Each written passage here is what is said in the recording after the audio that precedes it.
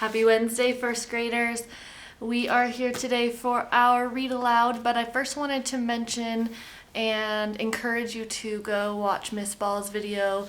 In it, she talks about our writing focus for the week, which is personal narratives. She does a really great job of going over all the parts of a personal narrative and reminds us that a personal narrative is a story about me, and talks about the first grade expectations of 5 sentences in a paragraph, and that it is a small piece of something that's happened to you or a story about you. She has great examples as well.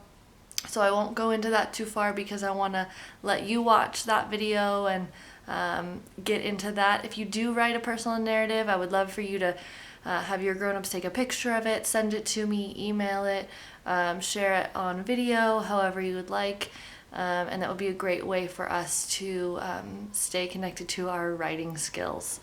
So today's book is The Story of Ferdinand. This is a great story. All the bulls wanted to fight, but not Ferdinand. That was why so many funny things began to happen. Here we go. This book was written in 1984 and is a very famous book. So here we go. I love this story. Once upon a time in Spain,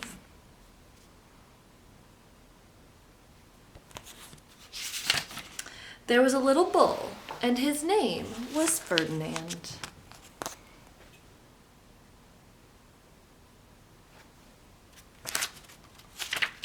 All the other little bulls he lived with would run and jump and butt their heads together.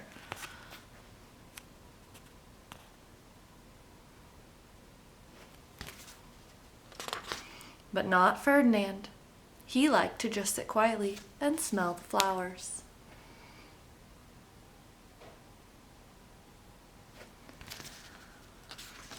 He had a favorite spot out in the pasture under a cork tree.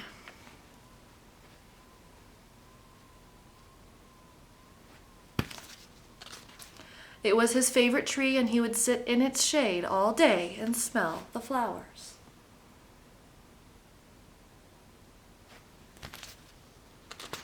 Sometimes his mother, who was a cow, would worry about him. She was afraid he would be lonesome all by himself.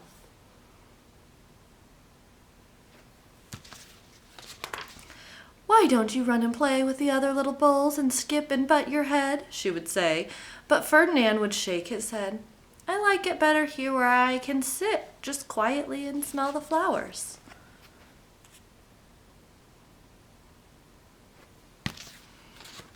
His mother saw that he was not lonesome, and because she was an understanding mother, even though she was a cow, she let him just sit there and be happy.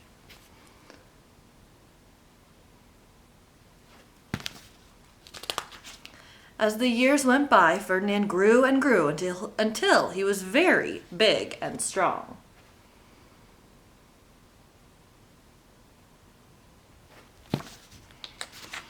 All the other bulls who had grown up with him in the same pasture would fight each other all day. They would butt each other and stick each other with their horns. What they wanted most of all was to be picked to fight at the bullfights in Madrid.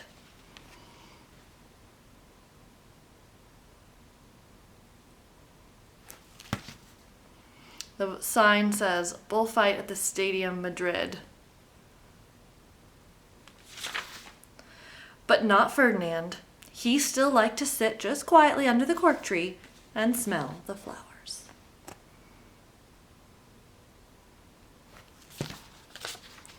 One day, 5 men came in very funny hats to pick the biggest, fastest, roughest bull to fight in the bullfights in Madrid.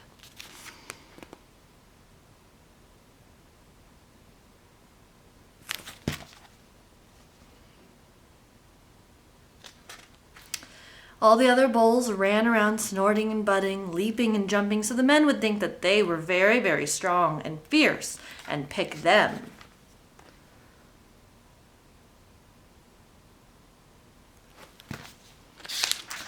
Ferdinand knew that they wouldn't pick him, and he didn't care, so he went out to his favorite cork tree to sit down.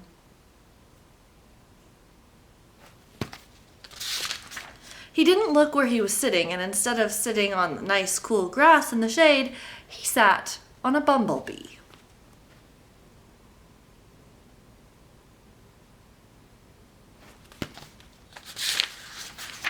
Well, if you were a bumblebee and a bull sat on you, what would you do? You would sting him, and that is just what this bee did to Ferdinand.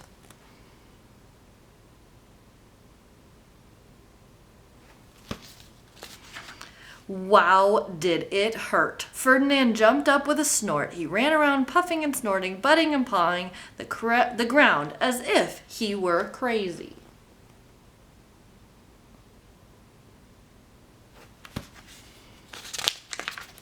The 5 men saw him, and they all shouted with joy. Here was the largest and fiercest bull of all, just the one for the bullfights in Madrid.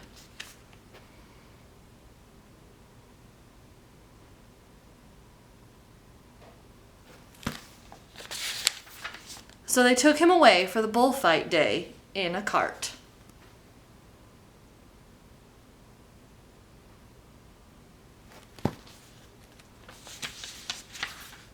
What a day it was. Flags were flying, bands were playing.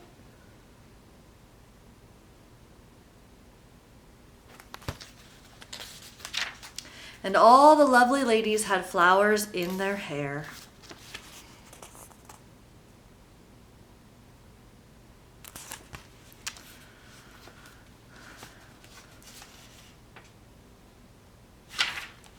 They had a parade into the bull ring. First came the banderilleros with long sharp pins with ribbons on them to stick in the bull and make him mad.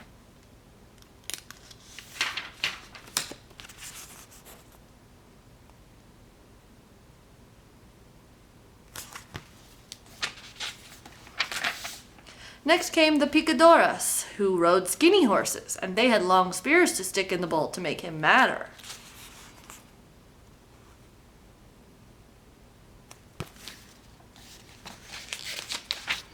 Then came the matador. The proudest of all, he thought he was very handsome and bowed to the ladies. He had a red cape and a sword that was supposed to stick the bull last of all.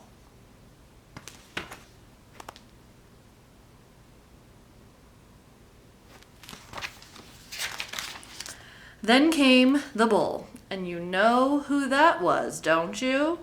Ferdinand. They called him Ferdinand the Fierce, and all the banderilleros were afraid of him, and the picadores were afraid of him, and the matador was scared stiff.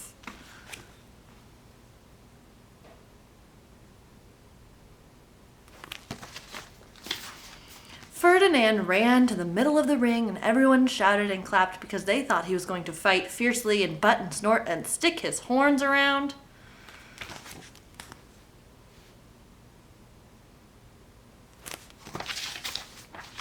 But not Ferdinand.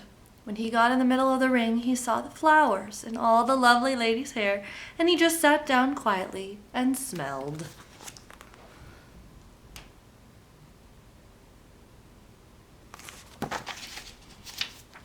He wouldn't fight and be fierce no matter what they did.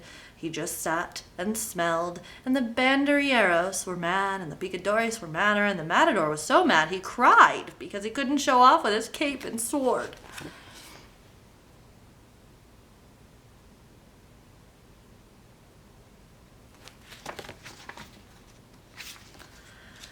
So they had to take Ferdinand home.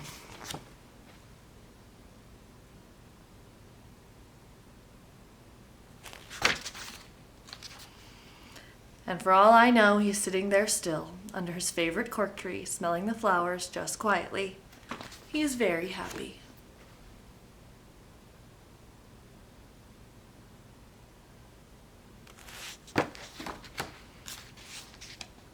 The end. I like this story because it pushes the boundaries of what we expect of certain types of people, or we think they're a certain type of person. People expected Ferdinand the Bull to be angry and mean and just like all the other bulls, but he's different, and so it's a little bit of don't judge a book by its cover, and that everybody is their own unique self. So have a wonderful Wednesday. Please watch Miss Ball's video. Each week we're going to have a math focus, a writing focus, a reading focus, and those videos will come out daily. You'll be watching videos of me doing some things, Miss Gisa will be doing some things, Miss Ball will be doing some things, and so be on the lookout for that. Please do what you can to keep learning and growing, and remember to stay kind and patient.